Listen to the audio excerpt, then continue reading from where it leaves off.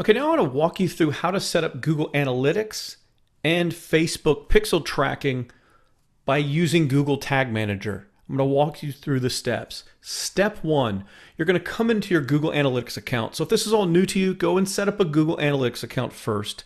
But don't worry about taking the code they give you and putting on your pages or anything they tell you to do. You're not going to need to do that. Google Tag Manager is going to handle this for you. Now, if you already have a Google Analytics account that you've been using, you can start using Google Tag Manager if you're not already using it. It'll save you a lot of time. So you can take your code and then you can change the Google Tag Manager tagging and then put it in the code of your pages and then let Google Tag Manager start managing this code. Otherwise, if you have it already set up, you don't want to mess with it, and you're going to add Facebook pixel tracking and other things, you're going to have to go into your HTML and add those other pieces of code into the top part of the header for each of those pages. But let's walk through what it takes to set up Google Analytics and this Facebook pixel tracking using Google Tag Manager, which is what I recommend you do. So once you create an account, you're going to come up here at the top in your Google Analytics account, you're going to click Admin. And what you'll see is the name of your account and then the name of the website. These are the first two default things that you create. I just called my account My Awesome Account, and I created my website that's called My Awesome Website. So underneath this drop down for property, once you select your website name, and there should be only one if you've just created the account, you're going to come down here to the third option that says tracking info, and it has this little .js thing next to it. So you click tracking info, it drops down a new set of options. The very first one says tracking code. You're going to click that. It's going to load a new page, and you can ignore everything on this page except for this right here. This is what we're looking for, tracking ID and this ID. So what you want to do is you want to copy and paste this UA dash da da da da da, copy that to a text file or to open a new email draft or whatever you need to do to copy and paste this somewhere. So copy this and paste it in a text file or some area we can get to it again, and that's step one. Step two now you probably remember when we were in Facebook under the ad creator, the ad manager, and we created that pixel. Remember this code right here that I asked you to copy and paste and put somewhere handy so you'll be able to use it later. Well, now's when we're getting ready to use it. I'm going to come back to this in just a second. Get this pixel code handy. This is step two to our process. Step three is you want to log into your new Google Tag Manager account. And when you do that, it's going to tell you add a new account. This is what happens the first time you go to set it up. So you give an account name, My Awesome Company, whatever you want to call your account. Now it says right here, share data anonymously with Google and others, yes or no. You can check this. And if you do the help thing, it says, hey, enable benchmarking by sharing your data in an anonymous form. Google will remove all identifiable da da da da. Now most people are like, no, I don't want to ever do that because of privacy. Let other people share their data.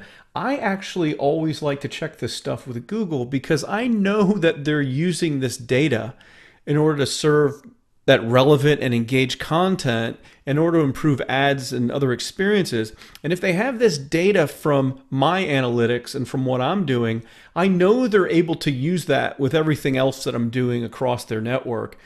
I like to check, yes, I want to share the data, even though it says it's anonymous. I believe they're able to track it back and do things at least internally. When they say it's anonymous, they're not going to share it with other companies and say, hey, this is what this site was doing. But I think they use it internally for stuff, and it can't hurt anyways. So after you do that, you're going to click continue, and you're going to set up a container. So your first container within Google Tag Manager, you're going to put in your website address. So let's just say www. My Awesome Website. This is just a bogus address. This doesn't even exist. And then you're going to click web, iOS, or Android. These are for mobile stuff. We'll talk about this later, but for now, let's just do web. This is for our website, and we're going to click create. And that gives you the terms of service, a lot like the long kind of iTunes things that nobody ever reads. Anyways, you can read that, and you click yes.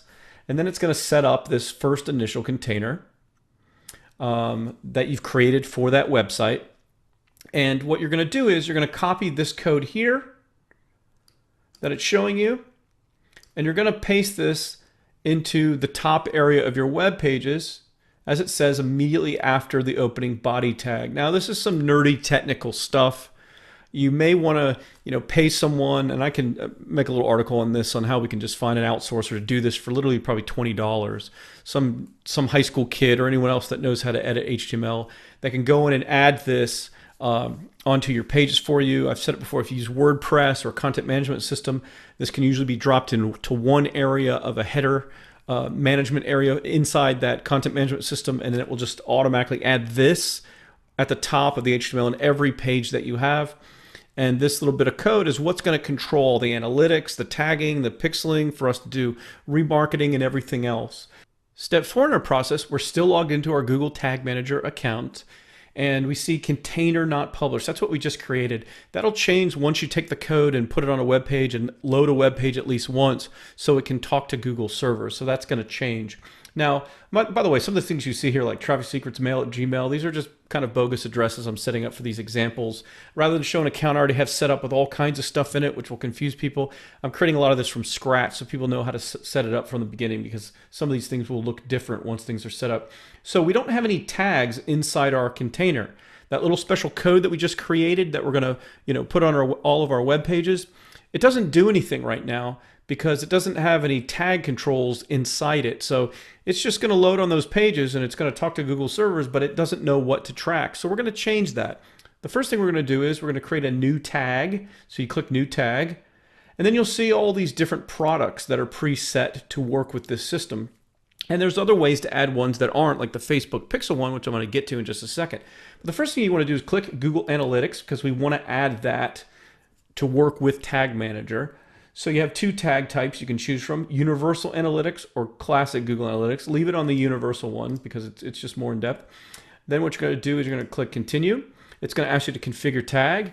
Remember the code that I had you copy from Google Analytics, your property ID that I had you go under Admin and find?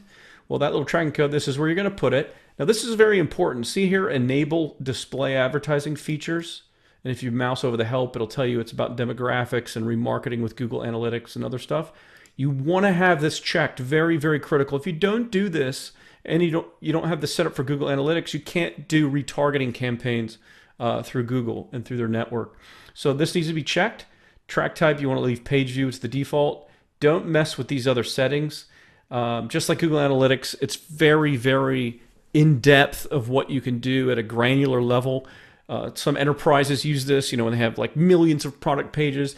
A lot of stuff you can do, but don't mess with it for now. You can learn about it later and try to do some more advanced stuff, and we'll cover some of that stuff later in the course, but don't mess with that for now. So then you click Continue.